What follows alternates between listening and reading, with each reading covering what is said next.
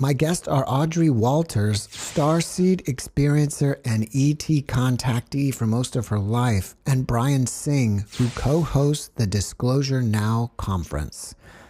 Audrey and Brian, welcome to the podcast. Thanks for joining me. Thank you so much for having me on your show. I really appreciate it.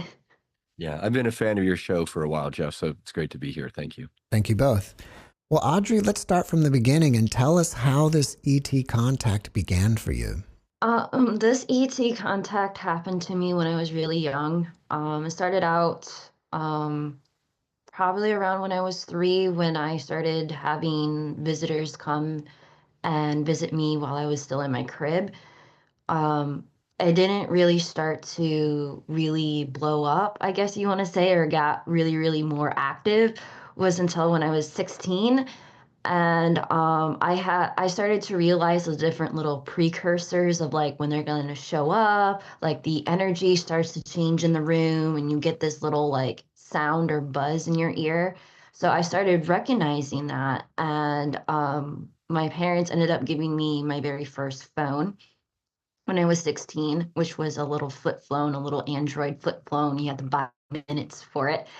And I was like, oh, sweet, I have a phone now. So I downloaded my first app, which was a night vision camera. And I started doing a lot of research about UFOs. And one of the things is that you can try to capture them through night vision. So I downloaded this really, really cheap, free night vision app on my Android phone, and I ended up capturing something on my phone. Um, Wow, that's do you amazing. want me to share what I found on my phone? Sure. So this picture is a night vision camera of my bedroom when I was 16 years old. This little black circle, I don't know if you can see a little face right here. Yeah, it looks like I can see two eyes right there. Yeah, so you can see the two eyes, the nose, and then the mouth is a little bit cut off. And then there is a second one, which you can see the head. It looks like it's wearing like a cloak or something, like an invisible cloak, so you can't like see it and stuff, but you can see that it's looking at the dolls in my room and stuff. And then this is like the full picture that I took.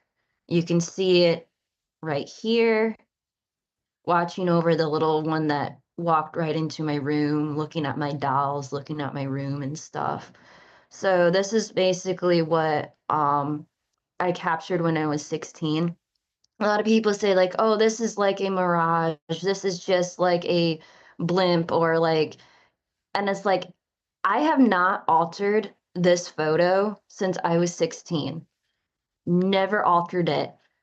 It is real as real it can be. And you can see there's two figures in my room, one looking through the window, watching the younger one, or the one that's in my room, looking at all the human stuff. And I'm pretty sure this one is the senior, like the one that's a little bit more older and more experienced about and stuff. So that's the reason why it's not in my room. And this is the, like the newbie, and it's like, yeah, let's go and explore the human bedroom. Let's go and explore human culture. And the other one is like, okay, yeah, go ahead, but I'm just gonna wait by the window. And so, but yeah, that's what I captured when I was 16. This is sort of proof of my experiences that have been validated by me growing up as a child.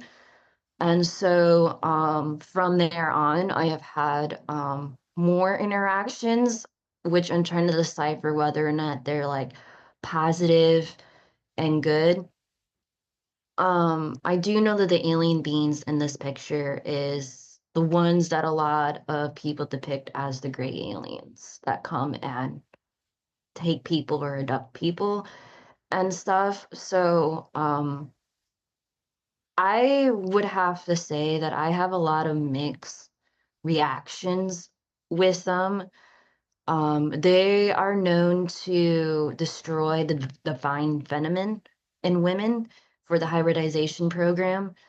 Um, I do know that a lot of women think that what they're doing with the hybridization program is helping you and helping humanity with genetics and stuff. And from the research that I've been doing, the Greys have done a tremendous job of implanting false memories in their people that they abduct. They don't the way that I was taught to me, and I'm still trying to learn this, that if they abduct you against your will or abduct you, it's a violation of your rights, and they know that.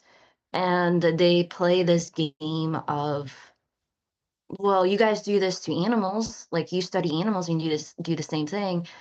And then I turn it back around to them and say, well, number one, we understand when animals are in the stress and pain, and we give them medicine to order to nullify that pain. You don't do that when you abduct people.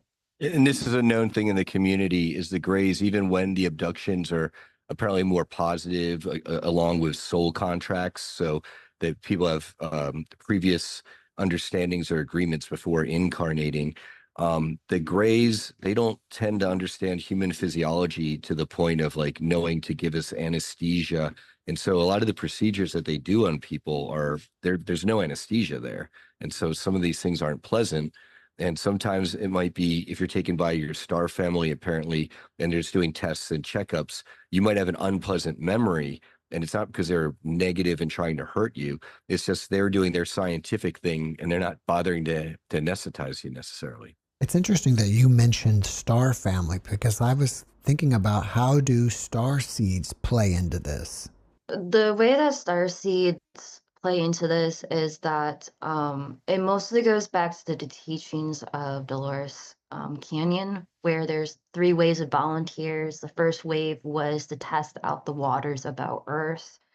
The second wave was to figure out like what happened to the first wave, or like what's been going on. And the third wave is more of the light workers trying to fix humanity, trying to change things around, stop the negative stuff that's been going on around the world, and all this negative stuff that we hear from different communities and stuff, and just trying to figure out how to fix it, how to make it better.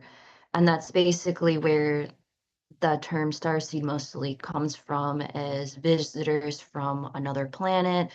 Some star seeds wake up later in their life and start having these memories. Some people like me wake up really, really young, and we go through sometimes awakening process in a second, and then a third awakening process and stuff, just to absorb a whole lot of information and absorb like what's been going on. Because even though starseeds were sent here to do work, like to help people, help with the spiritual alignment of the planet and people, and trying to heal the planet from a lot of corrupt things over the past of human history. But it's also that starseeds are an antenna. We're like spies to like, let's let's figure out like what's let's what's going on in this area of the world. Let's send a star seed there to like record like what's going on.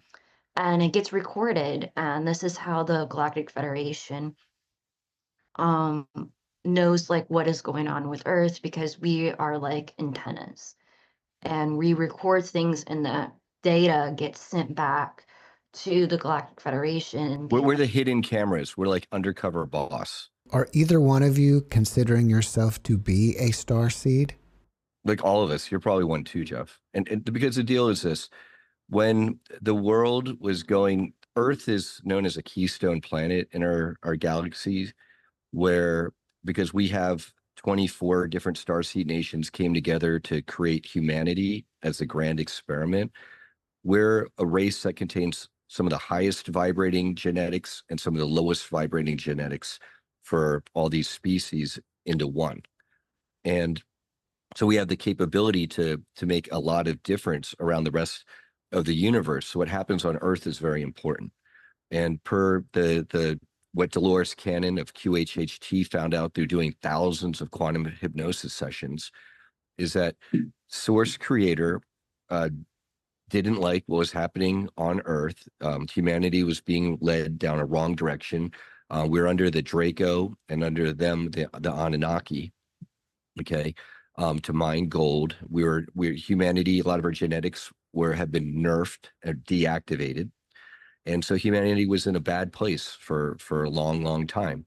And so Source put out a call for the first wave, second wave, and third wave. And so the first wave of volunteers in recent memory, those would be kind of like the Penny Bradley generation, maybe like the David Ikes. They're like the pioneer, the Alex Colliers, the Phil Schneiders, who first talked about some of the less pleasant stuff happening, draconian reptilians and stuff like that with underground ET facilities and stuff like that. And just coming out as a first wave, it's a hard thing to do. You're the pioneers. You're getting the arrows in the back. You're the first people even talking about the realities of ETs. I put probably you, I, and Audrey, we're like the second wave. Now that the people have established the beachhead, here we are to advance the full disclosure movement and wake up the rest of the masses. The third wave, those are kind of the indigo, the crystal, the rainbow children. Once we, the second wave, have established that beachhead, and like now they're going to kind of come and then kind of like Audrey is saying, do the real healing and the development. And the reason why this is so important is because it's all about karma and free will. It would be a violation of free will and karma for the Galactic Federation types from the outside to say, we don't like what's happening on Earth. We don't like the dark path humanity is being led down. We think that the enslavement of humanity is going to lead to very bad things for the rest of the universe through secret space programs and things like that to take over and enslave. This is what Alex Collier clued all of us onto back in like 1993 or 1990, I think it was. In order to get around the violation of free will, if the positive ETs incarnate their own people, you take a Palladian soul and then incarnate it as a human here on Earth, they literally now have skin in the game. Now, anything that their person, their Palladian, now human hybrid, Starseed does here on Earth, that's no longer a violation of free will. Anything that Starseed does to liberate Earth and humanity is perfectly good. And that's what the Starseed program is. And what Audrey is saying is, all this information through the Akashic records, the etheric energy, it's kind of like each one of us, we have like an astral hidden camera on us. So anything that's done to us in the programs and stuff like that, that gets noted by our ET families. And Audrey has actually, she shared with me and others about how she was being hurt and harmed so badly in some of these negative secret space programs that her own Starseed family stepped in. And I believe, what did they do? Did they shut down Stargates in the quadrant? Yeah, they threatened to shut down the Stargates. They ended up infecting some bases with vortex sickness. It's time sickness, and they're like, you can't hurt her anymore. You can't do this. If you do it again, you guys won't have access to the Stargates. Stargates is what's used a lot in these different programs and stuff. They're never were supposed to be used to go to other planets and destroy cultures of other planets. The sole purpose of Stargates was to explore the galaxy without mining resources to build ships, but to freely travel wherever a traveler wants to go without any repercussions, without pain. It was supposed to be a free gateway or doorway into the galaxy.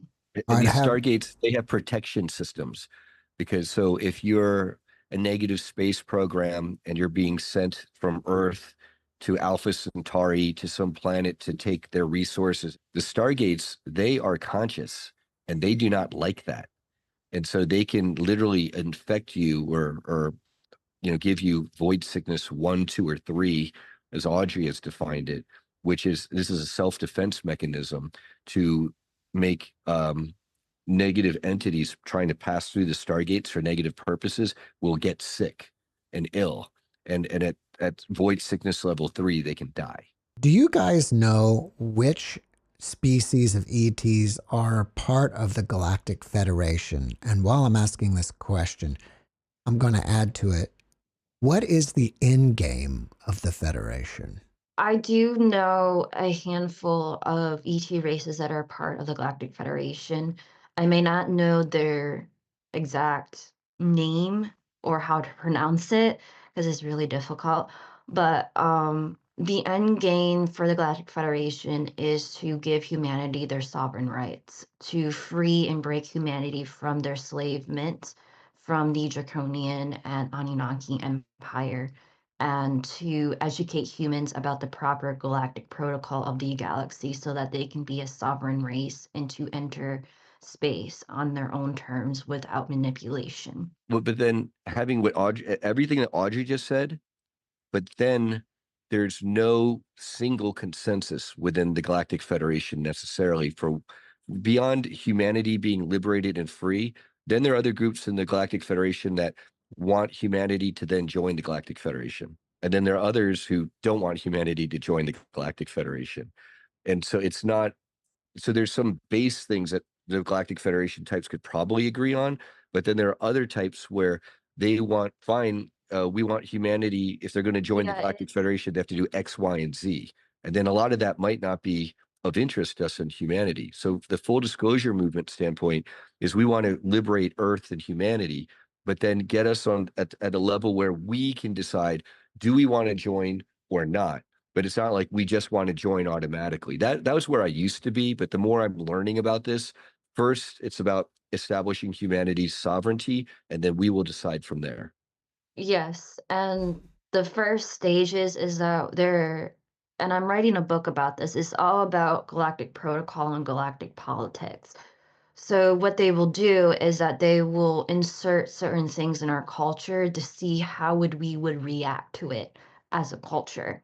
So like for an example, the UFOs, and that was a test. The most important lesson that they're trying to teach humanity is that we need to unite together. We need to unite humanity on all fronts. We need to get rid of this constant propaganda of who's right, who's wrong. It's about trying to understand our mistakes as a society and learn how to fix them for future generations to come. Are you saying that right now humanity is currently being enslaved by the Draconian and the Anunnaki empires? Yes. And so the Galactic Federation are trying to free us from that. Yes, they're trying to free us. The one of the ways that they cannot do it is that they can't just physically come to this planet and tell us what we want to do or like tell us what to do to where to get it. We have to figure out on our own. And this goes to galactic politics. Because if they come in and say, hey, you guys need to do this, do this, do this, in order to get your sovereignty, it will look like they're trying to take us over as well, become our new enslavers as well. So the only way for us to get our sovereign rights is that we have to liberate ourselves. And this is through galactic politics of what I'm trying to teach on my YouTube channel and teach through my teachings about this is galactic protocol, this is how they do stuff. And it's very similar to this type of stuff that you see in Star Trek or like other types of shows that depict Star Trek stuff. It's helping humanity to get to that point of stage or get to that point in human history where we can have beautiful, wonderful friendships and alliances with other ET races without any shady dealings or shady stuff going on. Like we can have these positive, wonderful relationships with ET as long as we understand what galactic protocol is and learning to put people into power that actually want to help humanity and to give us our sovereignty rights as the human race. It's funny that you mentioned Star Trek because I was about to ask, is the Galactic Federation something like Star Trek and the Earth would be some primitive planet that they just kind of discovered? Yes. Yes, it's very much like that. Yes. Except the difference is that Earth isn't just any primitive planet because of the Starseed experiment that humanity represents, and that's why we're visited so often, and why there's so many of these like abductions and the from the positive and negative is because the genetic repository that humanity represents is super valuable. And so a lot of people will talk about this, including the Farsight Institute, like and Audrey here, like the a number one black market intergalactically is genetics, right, Audrey? Yeah, the human race is mostly being used as a genetic farm. Um, there has been some races that specifically used the human race to order to safeguard their genetics. Um, like some races that were on the brink of dying, they would insert their DNA into humans and imprint their DNA or DNA knowledge into the human race or a certain group of humans in order to safeguard their genetics for future generations to come.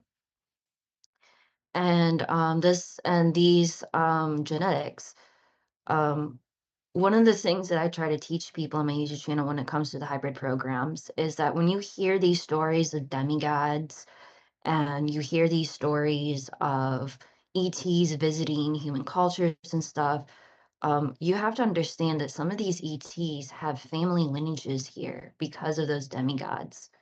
And some of them are actually trying to find their long lost family members to order to reteach them that there's more to life than what you guys are being taught here, what is being programmed into you guys, what's programmed into you guys, and essentially trying to reach out to their lost loved ones and reteach them like there's a better way of life. You don't have to live this, you know, suffering lifestyle. Like you can build your own way of life by relearning the knowledge that our ancestors have known or what can be passed down to you. And this gets to how we humanity can now affect our ET families. For example, in the Draco Reptilian Empire, which is now for thousands of years been splintered, but it's still huge. It's still vast, even the pieces. You've got this schism in the empire between the more patriarchal elements and groups who worship and love black goo. And then you've got the more matriarchal elements that do not like the black goo. They don't like how it deadens emotion and it's basically lower vibrating and it's taking over their society. And so there are humans here who have Draco Starseed origin who apparently have the ability to help the Draco cleanse themselves of black goo. And so, Audrey knows more about this, and this might be a good time or opportunity to bring in Her Highness Queen Remlinvaya of the Siakar Draco, former empire. She represents a faction that that is positive to see humanity being liberated instead of taken down a darker path, which then in turn could help her perhaps clean up some of her own empire. Before we go there, what is black goo? There's three different kinds that know of. The first kind is black goo is the byproduct of ancient alien technology. The second kind is the black goo residue from Stargates that have turned corrupt. The gel if anybody watched the Stargate series, you'll see this gel or this wormhole stuff when they open up and close that stuff. That goo that makes the wormholes that comes from the ether can turn into black goo when it's been corrupted.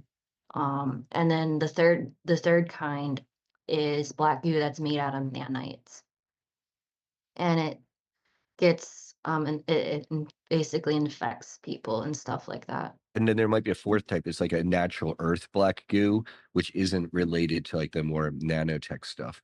but the idea is that you've got these archonic AI forces that it's kind of like think HP Lovecraft exist out of time and space.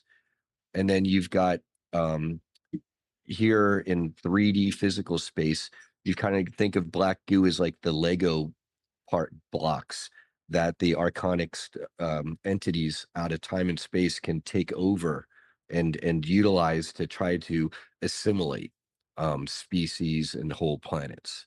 And so that's the black goo, and it's depicted a lot in popular culture because there are certain negative groupings that actually worship the black goo and these archonic forces. And many people in the secret space programs like Penny Bradley, they testify to the black goo. It's used in these programs because if you ingest it, and it's shown in movies like the X-Files and things like that, it deadens your emotional body. Okay, it makes you vibrate lower, but it also makes you more computer-like and intelligent. So what Penny's testified to is in the Nachtwaffen, up in one of these secret space programs. If you're an astronavigator, one of the things that they'll highly encourage you to do is to drink black goo to make you a better astronavigator. Now, you mentioned a princess somebody. Are you Queen, Her Highness. Oh, you, Her Highness. Are you a channeler, Audrey? No, I do not. I do not support channeling, and I do not do channeling. Okay, so what did you mean by bringing her in here or something like that, It's Brian? telepathy. Telepathy. So channeling is a bit different where when you're communicating with a being, that being is literally coming into you, your body, and then speaking through you. Versus more with Audrey, it's like a game of telephone. She's more telepathically connecting with Her Highness. Her Highness is speaking to her through telepathy, and then Audrey is parroting it back. But that would be different from, say, a being coming into Audrey and then, by all intents and purposes, possessing Audrey's body to a certain extent. So is that why you're against channeling, Audrey? Is that you feel like it's I was manipulated for 7 years by my handlers through channeling, and that's the reason why I do not support channeling. I respect people who do it, but I will not do channeling. Um, People who do channeling, or people who do follow people who do channel, I would recommend encouraging from the audience standpoint for them to wear EMF caps while they're doing channeling and see whether or not that what they're channeling is actually what they actually believe. Because if you wear an EMF cap while you're channeling and the voices stop, that's a good indication that you're getting hit with voice to skull. And so there's an issue with the channeling community is that there are security concerns because sometimes you might not, it's hard to tell who or what you're channeling. And so I personally am not against channeling at all, but I'm aware of the caveats. And so, it's something to always keep in mind when dealing with channeling. Audrey, can you tell us more about who Her Highness is and how you have had or how the contact was established between you two? It's mostly something that I started learning about a couple of years ago, that it connects to my galactic origins. Um, she is my galactic sister or my galactic family member who teaches me stuff, trying to help me to remember some of my galactic origins, some of my galactic history, and we learn from each other. In a sense, I would mostly picture myself as a culture interpreter as well as a researcher or a spiritual researcher, and trying to navigate how to help them understand human culture. Like for an example, um, let's say this is a hairbrush. ETs won't know this is a hairbrush by just simple glancing at it. They will observe, like, what is she going to do with this? They don't know if this hairbrush is a weapon or not. So they need culture interpreters to like understand what different objects are in our culture and what they're used for. Most people perceive ETs to be a lot smarter than we are. So most people would think that they would understand all these objects on Earth like a hairbrush. They have over time, but when they were first studying human race, um, they didn't really understand our culture. And you have to understand our culture changes extremely quickly. Um, like different things, like music changes, our culture changes, our family dynamic changes, our economy changes. So different fundamental aspects of our culture over time change. It doesn't stay constant. So they need people like culture interpreters to help them to understand or navigate the human race. Like they don't know, like certain phrases might be offensive, and so they need to understand that. They also need to like understand how to speak human languages. Like yes, they are incredibly smart, but on the core level, they're just like us. They are curious, they want to learn, they want to understand us. The only difference is that they have more advanced technology than us. What do you think the good things about humanity are that the ETs appreciate? They really love our creativity as the human race. They love that we can think very artistically. Like we're very, very artistic. Um, a lot of other races think that is a downside, but if you see the artwork, like in my state, we have a thing called Art Prize. And if you just take a look at the art and looking at the buildings, these old buildings from the 1700s and 1800s, like how they were constructed, these beautiful structural buildings or these Victorian houses who are aesthetically pleasing and stuff. Um, they love our creativity. They love that we can turn something dull into something extremely beautiful and extraordinary. And some races see that as a downside, like emotions are bad and they slow you down or you can't um fix things with your society because you have too much emotions and stuff like that. But on the other side, it's like, um, even though that we not be like a race that's very good with mathematics or technology or and stuff like that, but we do know how to design stuff. We do know how to build something aesthetically pleasing. We do know how to use our creative mindset to change the reality that we are in. We improve things, and that emotionality, a lot of these ET races, even the more positive ones, they've lost a lot of that emotionality, and they're seeking to regain that. And so that's why some contactees are saying in the decades to come, some of the first ET races that'll be more open contact with us will be more the already hybridized, or they're called hybrid races, such as the Sasani and the Yael. So these are like ET gray species that are hybridized to the point where I don't know if it's quite 50-50 yet, but those are, for humanity in the long run, that's in our interest as well. To a large extent, there's inbreeding of our genetics here on Earth. Our lifespans have been shortened. Our telepathic and psionic abilities have been nerfed. So apparently, if we do willingly merge with some of these hybrid races, I think it's a plus. Like now we get to live 200 years. We're telepathic and we look a Yeah, little bit more elf-like. So those are all wins for me. like for an example, the Congress was talking about space aliens that are like ocean aliens in our oceans. Um Ocean aliens are not actually ocean aliens, they're actually our ancient ancestors. There are genetic cut-ins, they're known as the merfolk. Mermaids from mystical lore, that's what they're talking about in the UFO conference that they were talking about a couple of months ago or last year about ocean aliens. They're actually talking about merfolk that live in our oceans. I think we can all agree that Earth is a pretty violent place and potentially a very dangerous place for ETs to physically come here and explore.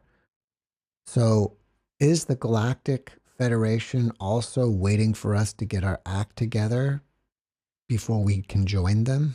Yes. Earth is classified as a hostile level 3 planet.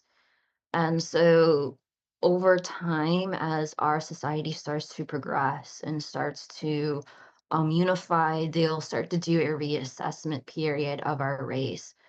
Due to the fact that we're a hostile level 3 planet, there's no way that we'll actually have physical contact or like first contact a lot of starseeds talk about because we are labeled as a hostile level 3 planet. Now we might see UFOs in the sky and stuff. Those UFOs are mostly surveying or like taking pictures or surveying the land and teaching races or teaching culture interpreters of like, what's this? What's this? How is it used? What do they think about this? How did the humans react to this? Is it negative? Is it positive? And they're just doing a reassessment period about our human history and our human society dynamics and all that stuff. But the other important thing is that if we really do want first contact, we do want this positive future where we have this Star Trek future sort of timeline. We really want to be in the docile category. And that's when a lot of these ETs will start to come out of the woodwork. But that won't happen until we unify and understand our sovereign rights as the human race. A lot of my guests talk about the ascension, and I think some of them will even talk about that star seeds are here to assist with that. Do you have an opinion on that? To be honest, and I'm not trying to put down a lot of people, the ascension process is not what a lot of starseeds think it is. The ascension process is about expanding the human consciousness. We're still in a 3D reality. From a lot of people want a lot of starseeds want to argue that. But when we're talking about galactic politics and we're talking about the entire planet, the entire human race, the human race is still in a 3D mindset when we talk about different countries that are still developing or countries that are struggling or having war and conflict and stuff like that that's going around the world. They all see that all factors in and stuff. Do I think humanity's on the ascension process? Yes. That where the ascension process, in my fundamental understanding, is that they want us to unite as the human race. You want to unite the human collective, and that's what the ascension process is. It doesn't necessarily mean that we're spiritually evolving or physically evolving. It's more about, can we unite the human collective? Can we unite the human psyche together to create a more positive change instead of a destructive change? Starseeds do that because by bringing forward knowledge that has been hidden or covered up, sharing special abilities, um, by bringing the truth, it's overall raising the vibration of humanity. Because without disclosure, we've been living in a lie, and there's only so high you can vibrate living in lies.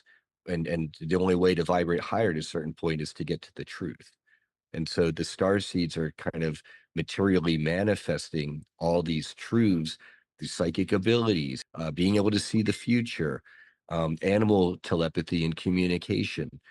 These are all things that are awakening humanity to the fact that we're more than this 3D 9 to 5 reality. Has Her Highness giving you any messages or urgent messages to share with humanity? The most important thing about humanity, or the thing that a lot of people need to understand, is that a lot of the stuff that we know about human history and the development of human history and a lot of our human history is what they mostly consider as Anunnaki programming or Anunnaki simulation programming. Um, they altered a lot of stuff in our human culture, and a lot of the stuff that we might believe like this is the true history. Um, it really isn't. They constructed us, they constructed our history, they constructed what we believe, what we um, understand, and they just implanted it in our culture, and this is how um, we will run your culture and stuff like that. And a lot of it is Anunnaki programming. Um, they covered up a lot of our history. People need to understand that they reset our human history a lot when the human race starts to unite and starts to um, become more than themselves. They try to work together and understand, like, oh, this is corrupt. Let's fix it. And that's when it's sort of like they know that we're getting smarter. They know that we're uniting. So they reset our culture. Like Tartaria. Tartaria is an example of this. And we're starting to see that right now. Like they banned TikTok because um TikTok was not just a platform where people made funny videos, but you can see on a deeper level that it was uniting the human collective. It was uniting human consciousness. Like we could see stuff happening around the world in real time, and it was bypassing the news circuits. And the news circuits didn't like it. So, in a fundamental aspect, um, they're starting to censor a lot of stuff that's about understanding our true history as the human race and understanding our true sovereign rights. And uniting humanity is fundamentally important. We need to get rid of all this negative stuff that it's being programmed to us and like really think about it. Like let's sit down and think about it. Is this trying to destroy us, or is this actually trying to help us as a society? Do you think the Great Flood of Noah's Ark was a reset by the Anunnaki? Yes. Do you know what the purpose of the pyramids were for? The pyramids, from what I understand, it was not just used to tomb, but it was used as an energy generator. It could power cities. It to the point that it could have powered the entire globe if it was done correctly. Um, but it's been destroyed. A lot of it has been destroyed. I do know that the pyramids was also used as emergency Stargate. Emergency Stargate is a every planet in the galaxy has their own emergency Stargate that if the planet is threatened or if the race is threatened, they have emergency Stargate where they will start to evacuate the planet and give this new younger race a sanctuary planet where they could live and rebuild their society. And this has been happening for thousands and thousands of millions of years and stuff.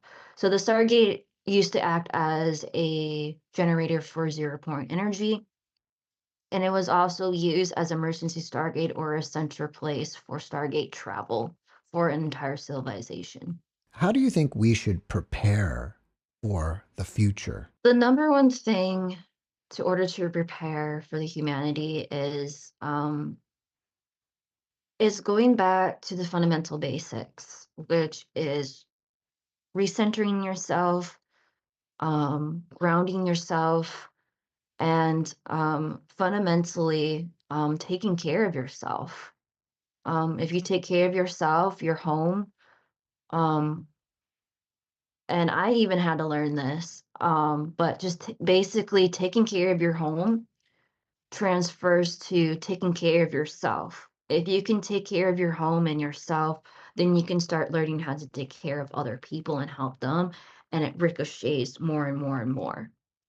And the number one fundamental issue is what I am seeing is there is a fundamental issue of amnesia and black goo, and it's just restructuring our society where we can actually understand where we need to learn to like fix our food system, fix our water system, going back to the natural basics. They mostly call it the four pillars. The four pillars is water, shelter, um, you know, Food water, and shelter, energy, heat. food, and medicine is the four pillars. once we have those fixed, we can change the fundamental understanding of our society. Because And that would help us qualify to be a level 1 civilization, which is one of the things that we have to achieve if we did want to be part of the Galactic Federation. Is a level 1 civilization is one where the main species of the planet, everyone is fed, sheltered, has medical care, educated, employment if they want it. And obviously, humanity is nowhere near that. So everything that Audrey's saying, it sounds so basic, but like we don't have anywhere near that. So it's it's like we can describe it, but it's another thing to actually manifest that here on Earth. In the beginning, I said that Brian co-hosts the Disclosure Now conference. What is that, Brian? Basically, it's our own conference series to advance our Star Trek future by getting the truth and the reality of the ET contact with elements of our world governments, the good, the bad, and the ugly. And until we know the truth of this and people demand release of the free energy and all the environmental cleanup technology, perhaps anti-gravity for travel, all of the stuff that's being held back from us, we're never going to achieve our Star Trek future. And so by bringing forward the most cogent, coherent whistleblowers and experiencers, people who are in direct contact with ETs, we're doing our best to share the truth with all of the normies, or whatever you want to call it, the people who haven't quite woken up to all this. And that will do a huge service towards advancing the awakening and the ascension of humanity. Because now people realize we're not alone in the universe. We have an inner Earth. We're interdimensional. We've got multiple past lives. We have Starseed family. All of this totally upsets the apple cart of what humanity has been indoctrinated in. All of what Audrey's been talking about. We came from dinosaurs, and we're the only intelligent life on the planet. And interplanetary travel is impossible. These are all very um, uh, just distorted concepts that are holding us back. And so the conferences and the movement, at the end of the day, is to galvanize the waking up of humanity by introducing humanity to directly to contactees like Audrey, or people who are psychic and can communicate with animals. This now blows away this whole Darwinian 3D paradigm of fakery. When is the conference, and who are some of the speakers that are going to be there? We're going to have it's this coming July 15th to 18th in St. Pete Beach, Florida, at the lovely Serrata Beach Resort. There's a Stargate nearby in that area, I understand. There's a lot of there's ley line energy there. So it's already a beautiful, healing, amazing place to be. And we're going to have people like Laura Eisenhower again, Miles Johnston, Drago Reed, Arkeem Ra. We're going to have James Bartley coming over from Australia. We're still trying to get people like Lucas from Age of Truth TV to come over from Denmark. So we're going to have some of the presenters who we already had this first year and are amazing. And then we're going to have some newer presenters as well to join up. We're going to have 4 days and nights of presentations on 2 stages, a special event dinner each night, which is a blast. And then a lot of times hanging out with each other, healing and relaxing on the beach. And also, after the 4 days and nights of our event, that Saturday and Sunday, the weekend ending our event, we have a sister event, Day of Being 5.0. It's a beach gathering in their 5th year. And we're expecting like 1,000 starseeds, light workers, and healers to show up to do barbecuing and a drum circle. It's all for free. And through this, we're networking. People are linking up. We're getting on each other's shows. We're working with each other on different projects. We're referring each other who need healing to our friends who provide these different services. And we're through this once-a-year event, we're trying to build a platform that becomes year-round and helps to galvanize the larger movement. Will you have some sort of CE Vive event as well at nighttime? Yeah, at night, right around towards the ending of each special event dinner, we'll have groups walking around on the beach.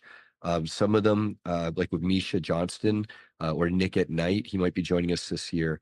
They've got really nice high-end night vision gear, and so it's kind of fun to go out in a group, stand out there on the beach, and do night vision and CE5 meditations. And we're told that there were we had a lot of craft over our conference this first year, and we expect a lot more this year. And we're told there will be more. If people want to reach out and ask either one of you questions, are y'all open to that? And if so, how do they contact you? I am on YouTube. People can contact me on my Facebook, which is StarNet Link. They can also find my personal Facebook page on Facebook. My business email is starseednetlink@gmail.com. All my information, my contact information is on my YouTube channel, which is called StarNet Link on YouTube. That is where I have my popular series known as Space School Lessons, where I teach about galactic politics and different galactic teachings that have been taught to me over the years.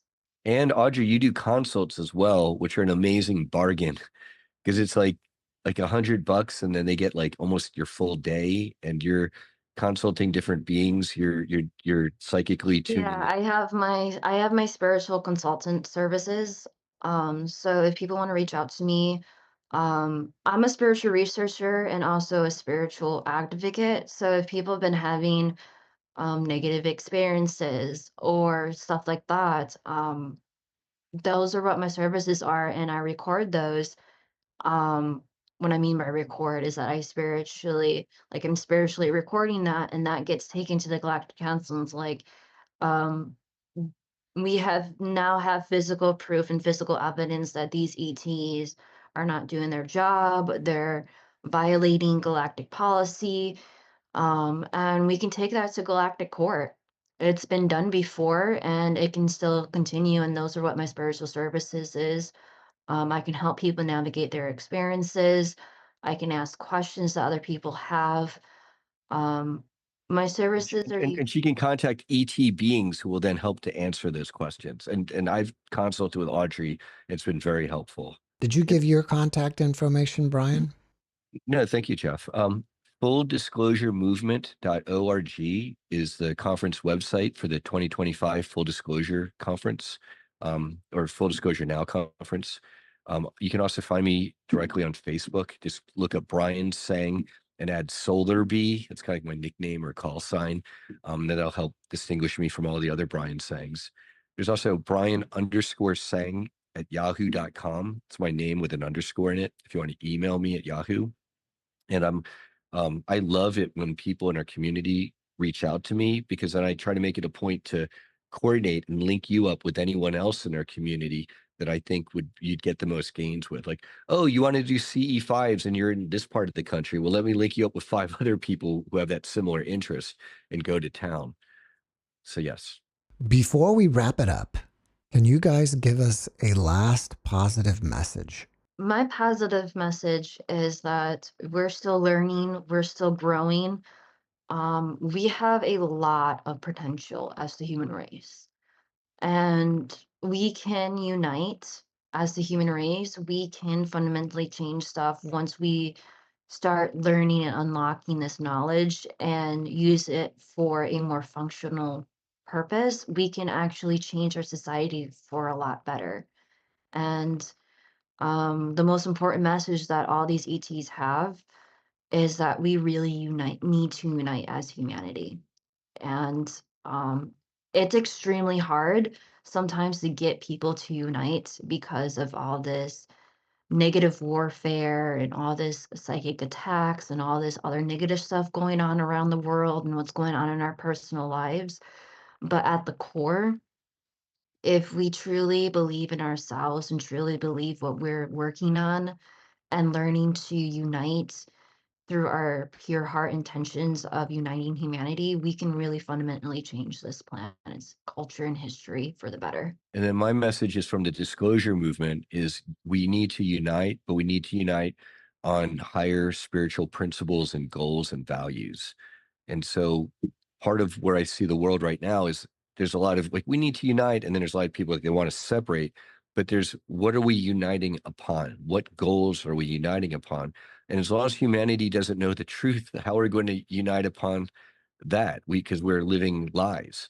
And so the more people are coming out with these experiences where like telepathic, and you know, with our friends in the community or the normie community who don't really understand and grasp this, it's up to us, each and every one of us, to be an ambassador, an emissary, to demonstrate, wait a second, you know, some of us can see auras, some of us are telepathic, some of us can see the future, and there's these higher spiritual realities and dimensions that once we become aware of them, now we can start to reach for it.